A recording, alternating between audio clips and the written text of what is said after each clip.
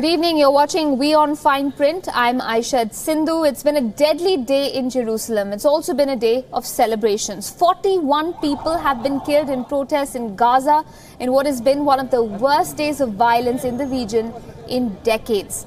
More than 2,000 others have also been injured in the clashes between the Israeli forces and Palestinian protesters along the Gaza border. The protests had begun in March but peaked today as tens of thousands of Palestinians come out to oppose the US Embassy move. Black smoke from burning tires billowed over the border and the streets in northern Gaza. Police trained tear gas shells to disperse the protesters. But away from the smoke and the protests, US and Israeli leaders assembled to celebrate the opening of the new US Embassy. The gathering hailed US President Donald Trump's decision to shift the embassy from Tel Aviv. They called it a landmark move that will help usher in peace and regional stability. Trump's daughter, Ivanka Trump, and son-in-law, Jared Kushner, attended the ceremony. The Israeli Prime Minister hailed America as Israel's true friend. We have no better friends in the world. You stand for Israel and you stand for Jerusalem. Thank you. What a glorious day. Remember this moment.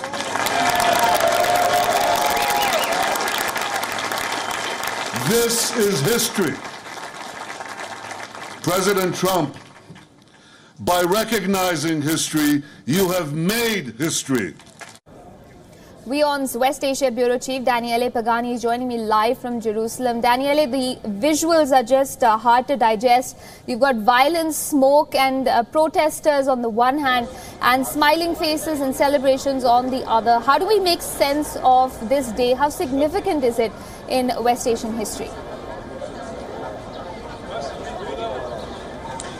I think there is nothing representing as far as these two completely different set of images that we are getting out of where I am right now in the Israeli and Palestinian territories. There is nothing that portrays better the history of this place. Today, what is happening is indeed history. It was 1995 when the United States Congress voted to move their consulate, their embassy from Tel Aviv, the internationally recognized capital city of Jerusalem, of Israel, to Jerusalem, the wholly contested city. No U.S. administration dared doing what they believed was perhaps the last blow to an already suffering peace process between the Palestinian and the Israeli. But President Donald Trump went far and said he wanted to commit to the promises he made to what is America's most, I would say, stable and at the end of the day reliable ally here in West Asia.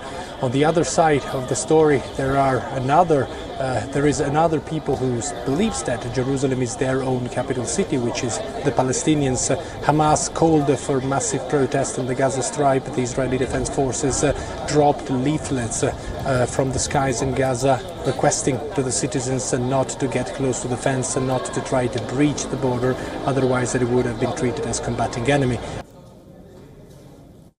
All right.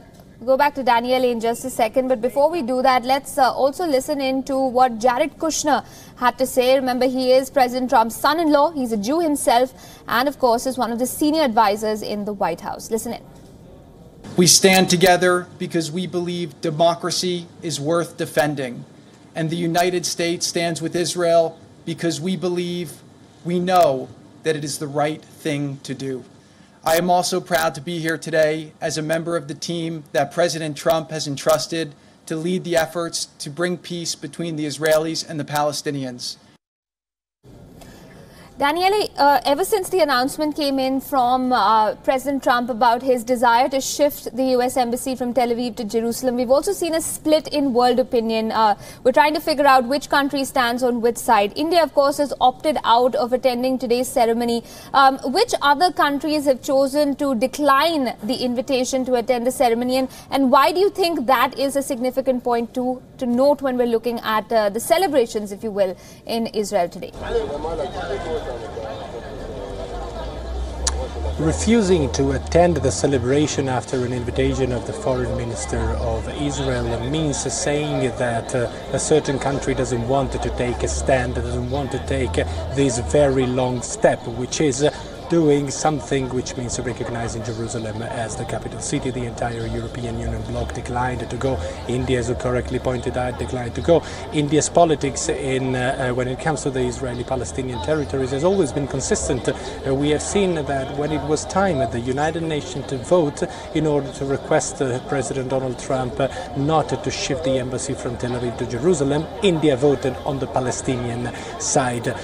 This is perhaps, when it comes to the European Union, this is the second time in a very short span of time that the European Union and the United States of America find themselves on completely opposite blocks. Remember that the European signatories of the Iranian nuclear deal, for instance, said very clearly that they intend to do everything they can in order to save the deal with or without the United States of America.